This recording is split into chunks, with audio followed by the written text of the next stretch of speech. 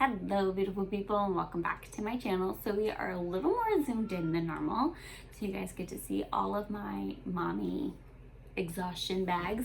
I have baby girl here because she didn't want to sleep by herself. I put her down for her nap, and 10 minutes later when I sat down for this video, she popped up like a meerkat watching out for hyenas. Okay, so we are here with her. She's nursing, so hopefully she's not too loud. But yeah, she's gracing us with her presence. You just can't see her, hence why we're so zoomed in on my face today. So in today's video, we're going to talk about my April reads per usual. And I only read 4 books this month, and I know my goal is 4 books, but in my head, 4 is always not enough. But mom life, okay? So to top off having a newborn, we've had a case of chickenpox, a case of mastitis, which is why this book is, or this video is going up late, and now my oldest is getting a fever, so we might be going for chickenpox for the second child now. It's been fun over here. So it's been a lot going on.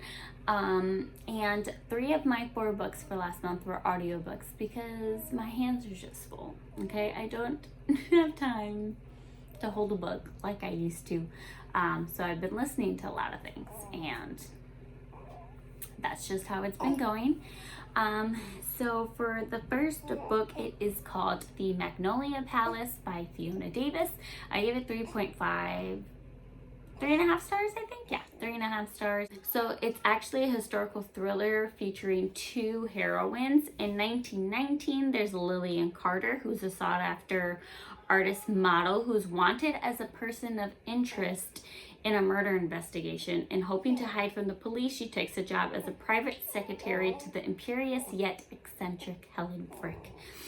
And in a parallel narrative that takes place nearly 50 years later, English model Veronica Weber is working a photo shoot at the former Frick residence when she discovers a set of papers that may provide clues to a missing pink diamond. Fiona Davis actually based all her novels on New York City landmarks. So her book, The Lions of Fifth Avenue, is about the New York Public Library.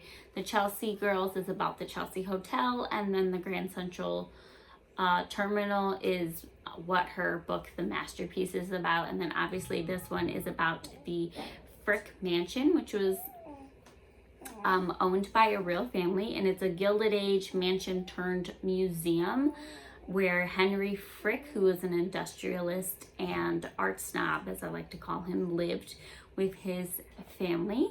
And the character Lillian Carter is loosely based on a real life model from the 1900s whose name was Audrey Munson. So next time you're in New York City and you're looking at sculptures that are around, look them up to see if any of them are Audrey Munson, because she actually, her face and body graced a lot of those and inspired a lot of those sculptors to create those masterpieces, which I think is pretty cool. So like I said, this is loosely based on an actual story that took place. Now, the real life model, Audrey, if you read the author's note at the end, her life had a much more tragic ending than that, than the one that was in the book. I like the book version better because her real life ending was actually very sad and very depressing. But I would definitely look into that if you're into that kind of thing. It was very interesting to see the parallels within the story and her real life story. But yes, like I said, it was 340 pages. It was slow to read, or was a slow start. It picked up as it went on, but overall wasn't too bad for a historical thriller, because I don't think I've ever read one of those before. So it was a nice change of, nice different kind of read, I guess you could say. So my next one was a super short one because it was only a 2.5 hour listen on Audible. And it's called Buried Deep by Margo Hunt. And it says, in this pulse-pounding short thriller, Maggie Cabot refuses to sit idly by as police reopen an investigation into the mysterious death of a woman her husband used to know. After two decades in a near-perfect marriage, Maggie and James are enjoying their first year as empty nesters in their charming Florida suburb until two detectives arrive at their front door and change their lives forever. The remains of a woman have been found at a campsite in Florida Keys. Hannah Nelson, only 21 at the time of her disappearance, was last seen on a camping trip with a group of friends, including James, who dated Hannah long before he and Maggie ever met. As police dig back into the case, Maggie begins her own investigation, desperate to piece together the truth and clear her husband's name once and for all. I gave this 2.5 stars. It was alright, I guess. It was kind of predictable, if you ask me. Like, the ending did not surprise me at all. I 100% saw it coming. Oh, hello. I 100% saw it coming. I think maybe just because of the amount of thrillers and mysteries that I read, that it's kind of hard to throw me off track, I guess. But it was pretty predictable. I kind of like that when the ending happened. I was like, yeah, I 100% knew that that's what had happened, and I ended up being right. So it wasn't too bad because it was such a fast read, but it was pretty predictable in my opinion, and that's really all I have to say about that one. And then the last one that was on Audible was Homeschool Bravely by Jamie Erickson. It was 208 pages, so I think I listened to it in a day. It was only like a 4-hour listen or something like that.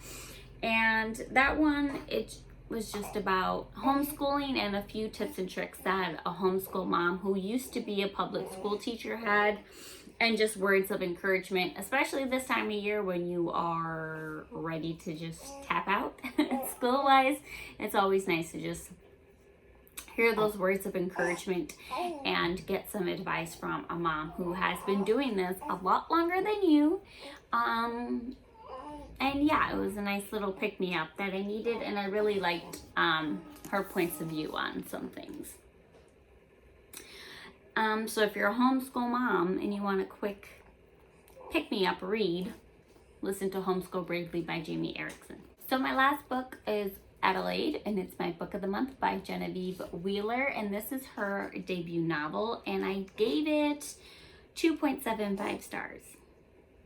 It wasn't my favorite. There were just like certain things that I just didn't agree with in the book, I guess you could say. To each their own. Who am I to judge? It's fine, I don't really care.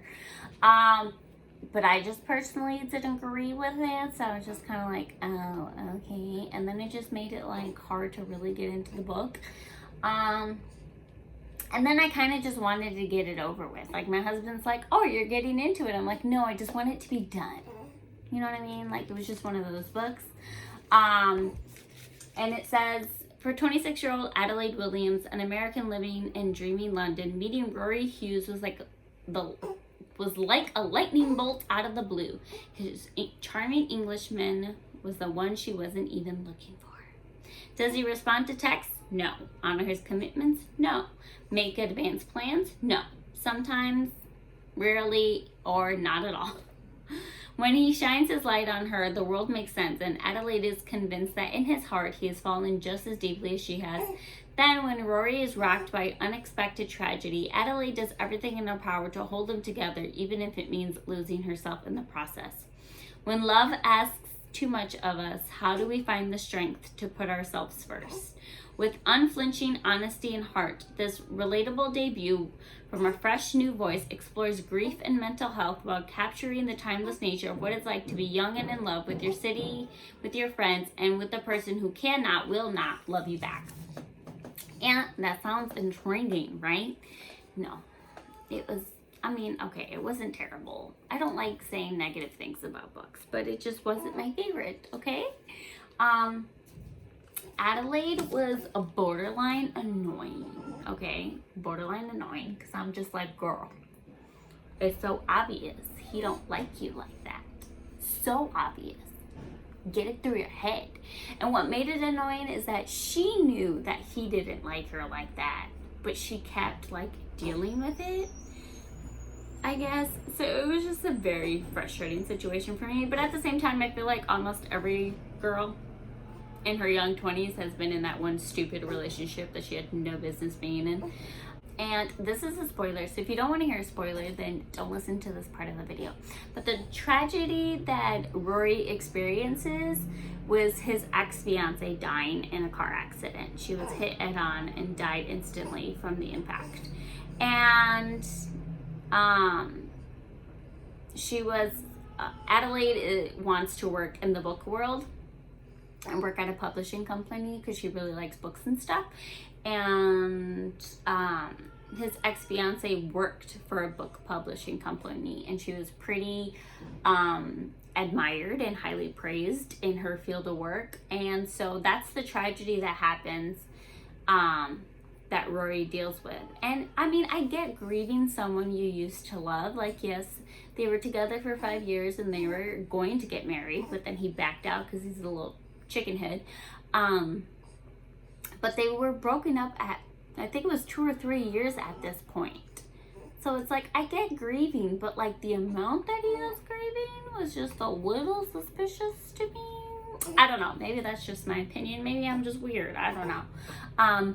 But he was grieving very hard, and then Adelaide was grieving very hard to the point where she was like breaking down and crying. And I'm like, bro, you didn't even know this lady. Like, you met her once for coffee before she knew that that was Rory's ex. She met her once for coffee, and I'm just like, I don't know. It was just very weird to me, okay? And I didn't really like it, but that's just my opinion. You guys can check it out. Let me know what you think. And yeah, we could talk about it.